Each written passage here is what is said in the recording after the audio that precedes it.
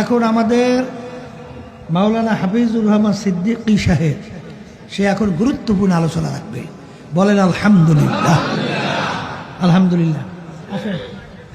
কোরআন সুন্নাহ ভিত্তিক কথা বলেছেন, বিশেষ করে হযরত পীর সাহেব হুজুর চরমনাই সংক্ষেপ দু চারটি কথা বলেছেন, যাদের চেহারার দিকে তাকাইলেও মানুষের আমলের আগ্রহ বেড়ে যায়, যাদের বয়ান শোনার প্রয়োজন হয় না।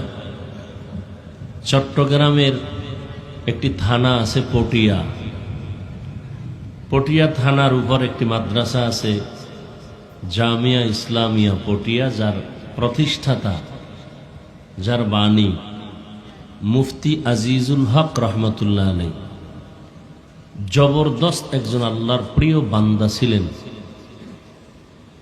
এতটা মজজুব ছিলেন, এতটা আল্লাহ পাকের আশেক ছিলেন।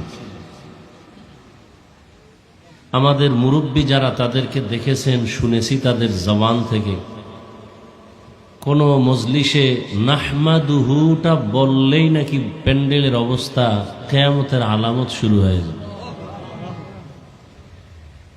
এরা ছিলেন মানুষ, আমরা উপরে মানুষ, আসলে মানুষ হতে পারি নাই। নবীজিকে দেখলেই মানুষের পরিবর্তন, সাহাবায়ে কেরামকে দেখা মাত্রই পরিবর্তন। আর আমাদের চিল্লাইতে চিল্লাইতে সারাটা বছর আমি মানুষ হইতে পারি না, আমার বয়ানে মানুষ হবে কিভাবে? আল্লাহ তার আদর্শের গোলাম হিসাবে আমাদেরকে কবুল করে।